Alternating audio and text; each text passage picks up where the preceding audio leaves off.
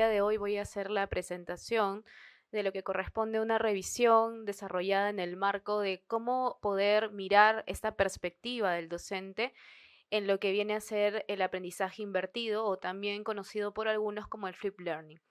Es importante señalar que desde mis intereses de investigación está aquello que hacen los profesores en la universidad, por qué lo hacen, de qué manera es que van construyendo este conocimiento práctico de los profesores y también cómo es que van integrando en el repertorio de sus metodologías y sus estrategias diferentes herramientas o recursos tecnológicos para hacer mejor su quehacer.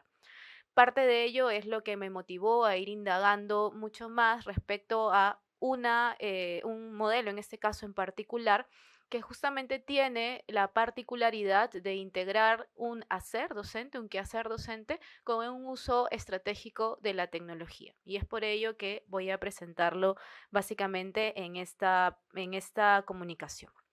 En la actualidad, como nosotros sabemos, mantenemos vigente el uso de diferentes tecnologías de la información y la comunicación en nuestra cotidianidad, pero eso también se hace presente a quienes compartimos la tarea docente y específicamente quienes compartimos la docencia universitaria.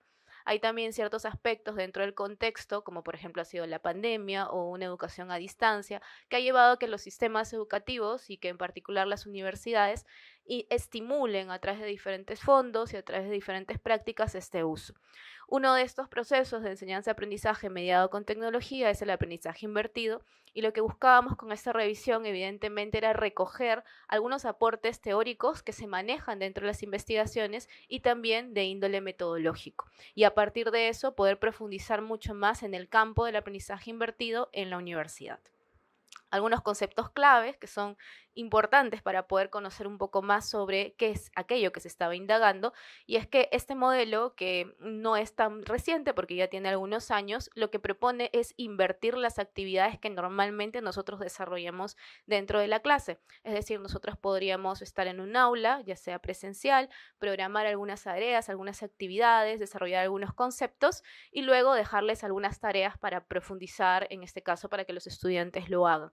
A partir del aprendizaje invertido, justamente el invertir implica que estas tareas, esos ejercicios se desarrollen dentro de la clase con intervención del docente y que los conceptos clave o algunos aspectos importantes para poder desarrollar esos ejercicios se presenten de manera previa a través ya sea de un video o de un podcast o cualquier otro recurso mediado por tecnología. Bien, entonces lo que busca y a partir de lo que se ha visto también en los autores es que ello no solamente estimule el hecho de que puedan aprender de una manera distinta, sino también incentivar la autonomía de los estudiantes en favor de su propio aprendizaje y que puedan tener también con ello la posibilidad de adaptar este material, esos contenidos previos a sus propios ritmos, a sus propias formas de aprender, ¿no? Este hecho, entre comillas, que menciona Lowe, ¿no? De pausar o reproducir la presentación o ponerla tantas veces sea necesario, también implica un hecho de atender las diversidades que podemos encontrar en el aprendizaje. Entonces, básicamente la idea o la pregunta central era cuáles son estas investigaciones que recogen no solamente el hecho de desarrollar el aprendizaje invertido, sino centrarnos en las perspectivas de los docentes, es decir, cómo los docentes universitarios estaban enfocándose en el aprendizaje invertido y a partir de ellos establecieron tres objetivos. Por un lado, identificar cuáles son las bases conceptuales que estas investigaciones nos muestran. Por otro lado, determinar las características de su aplicación, es decir, cómo se hace paso a paso el aprendizaje invertido y también examinar estas perspectivas de los profesores, ¿no? Y como les decía al inicio de la presentación, a mí me interesaba mucho conocer cuál es eso que motiva, eso que lleva al docente universitario a, por ejemplo, innovar o a desarrollar determinada metodología, determinado modelo, y por eso es que nos centramos en estas perspectivas. Para el proceso de revisión, nos dimos cuenta en el levantamiento de información que existe un creciente interés por las investigaciones en torno a este modelo y eso también se refleja en una mayor cantidad en los últimos años de revisiones de literatura para poder abordar justamente este tema, ¿no? Y este tipo de revisiones nos ayudaban a tener un panorama mucho más amplio y exacto de cuál es el tipo de investigación que se viene desarrollando e identificar eventualmente vacíos, ¿no? Así como también poder profundizar en nuevas maneras en las que también los docentes en las universidades van desarrollando el aprendizaje invertido, es decir, cuáles son las tendencias, las innovaciones que van incorporando. Para la búsqueda se emplearon específicamente 3 bases, estamos trabajándolas, y los descriptores estuvieron en torno al Flip Learning, Flip Classroom, porque indistintamente eran usados en la literatura y eso se vio en el levantamiento inicial, Higher Education, Faculty, University, Academic, ¿no? En combinación para justamente asegurar que no solamente esté su presencia en el título, sino también en el resumen de las investigaciones y en las palabras claves de los artículos. Luego se dio un proceso de lectura de estos títulos y resúmenes que nos permitían excluir aquellos que no nos iban a servir específicamente para la pregunta de investigación y nos centramos en aquellos que estaban más ligados a la perspectiva docente, ¿no? Cabe señalar aquí que había muchas investigaciones que se descartaron, que por ejemplo se vinculaban más con las perspectivas del estudiante universitario, cuestión que también es muy importante, pero que no era el foco de esta investigación. O también había muchas otras que abordaban el aprendizaje invertido, pero desde la efectividad de los aprendizajes. También es un aspecto interesante, pero no era en este caso el foco. Esta revisión nos hizo ir entonces descartando en determinados procesos, ¿no? Los artículos que nos iba justamente brindando la información en cualquiera de estos 3 aspectos que hemos visto, y finalmente nos centramos en 29 artículos para esta revisión. ¿Cuáles fueron los resultados en torno a lo que vendría a ser el primer objetivo, que son las bases conceptuales?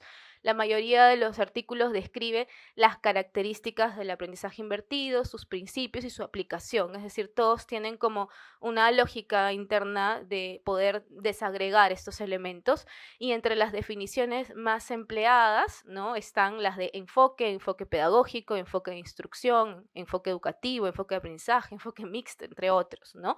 Y sabemos que muchos autores que profundizan en la literatura tienden más a señalarlo como un modelo, ¿no? Pero es interesante esta multiplicidad, ¿no? De términos que se encontraron. Los autores también refieren en los diferentes artículos una variedad de beneficios, pero podríamos destacar algunos que por frecuencia se podían ver como más relevantes, ¿no? Como por ejemplo, un beneficio destacado es el aprendizaje según el propio ritmo del estudiante, lo cual puede estar también relacionado con esta disponibilidad que se tiene previa a revisar el material, ¿no? Y también en las fundamentaciones que se presentan en las investigaciones siempre se señala o se trata de ver una incidencia en el carácter dinámico que tiene el aprendizaje invertido, y también es recurrente la combinación entre los espacios individuales y grupales, ¿no? Además de enfatizar en el rol orientador que tiene en todo momento el profesor, ¿no? Aquí hay algunos de los autores, interesante también ver cuáles eran los más mencionados, ¿no? Como Bishop, Berleger, que también lo he revisado a partir de este marco conceptual que nosotros manejábamos en aprendizaje invertido, ¿no? O Baker, que también es empleado en algunos casos, ¿no? Y de hecho este tipo de profundizaciones nos permite también tener una idea más clara de cuáles pueden ser los autores referentes. En cuanto al segundo objetivo, que es la aplicación, también los artículos se dedican a describir los recursos y los pasos que se deben seguir para aplicar el modelo, ¿no? Y en lo que respecta a la etapa previa a la clase, es decir, a este hecho de darles los materiales audiovisuales o solo visuales, etcétera, los estudios enfatizan en esta función preparatoria para poder comprender los temas, ¿no? Y en el caso específico del uso de videos, estos pueden ser creados por el docente o seleccionados de algún sitio web especializado, ¿no? Es decir, también se trabaja aquí la perspectiva de que el profesor toma finalmente la decisión de si es él quien elabora ese tipo de materiales, o si es que selecciona y tiene un papel mucho más de curador, ¿no? También es importante que hay un mayor uso identificado de los videos, es decir, que el video vendría a ser el recurso más recurrente, ¿no? Y que no existe una medida, por decir así, exacta entre estos videos. Algunos hacen mención de 15, 30 minutos, otros de entre 10 y 30, unos más breves, ¿no? Y eso también nos va dando cuenta de la variedad que pueden tener estos recursos en función también a los distintos cursos, ¿no? Hay cursos que tienen una naturaleza mucho más práctica, más procedimental, conceptual, otros más teóricos, y va a depender mucho de la decisión del profesor para ello, ¿no? Y en lo que respecta a la etapa previa, enfatizan en su función preparatoria para comprender los temas, ¿no? Y es algo que también es interesante para poder entenderlos. Y en cuanto a las percepciones de los docentes, es importante señalar que las ventajas que son percibidas por ellos están principalmente, digamos, dirigidas a lo que viene a ser la interacción más cercana que se establece con los estudiantes. Y eso es muy interesante, ¿no? Porque no tiene que ver exactamente con una percepción de que están aprendiendo más o que están aprendiendo mejor, pero sí este tema del vínculo, ¿no? Es decir, cómo se han sentido mucho más próximos a los estudiantes, y que es un aspecto no menor cuando estamos hablando en didáctica universitaria, ¿no? ¿Cuáles son las condiciones que nosotros generamos, ¿no? Y esto puede evidentemente también favorecer los diferentes vínculos que se requieren en el espacio universitario. Y promover también espacios para profundizar temas de los cursos, ¿no? Aquí sí vemos una vinculación mucho más directa al contenido, que suele ser un elemento importante para el docente universitario.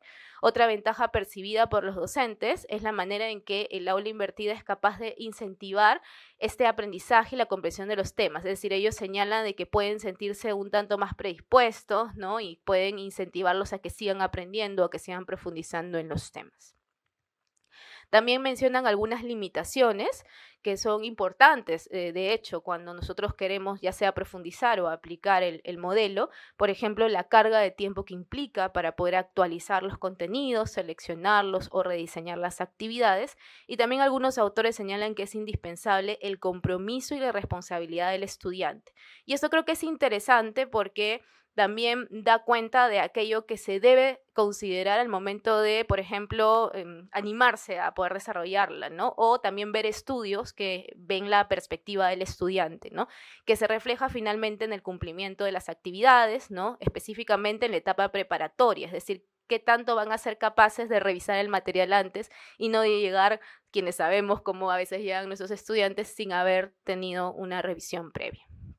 Para terminar, me gustaría señalar 4 conclusiones. Evidencia que no existe un consenso claro en cuanto a la definición, si es que es un modelo, si no hablan de enfoque, etcétera, ¿no? Y esto nos ayuda también a entender de que muchas veces estos conceptos nuevos implican también ir siguiendo o seguir consolidando el tema más teórico, ¿no? Y también hay un consenso, cierto consenso de que es una manera de centrar o de encontrar el modelo de aprendizaje invertido dentro de un paradigma mucho más centrado en el estudiante, porque hay una actividad mucho más constante, ya sea de revisión, de autonomía, etcétera, ¿no? Se aprecia la distinción entre el momento previo de la clase y lo que se hace. Ahí también pareciera haber un consenso, ¿no? Hablamos de aprendizaje invertido cuando existen claramente estos dos modelos, estos dos momentos, perdón. Y se les atribuye como características la participación y el dinamismo, ¿no?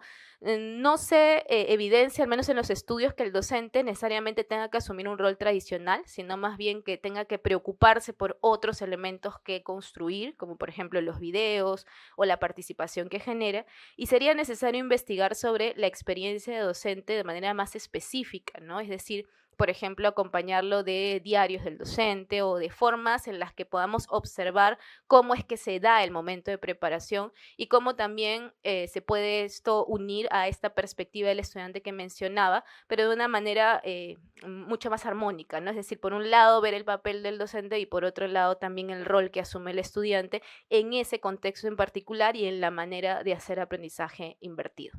Bueno, eso sería todo. Muchísimas gracias.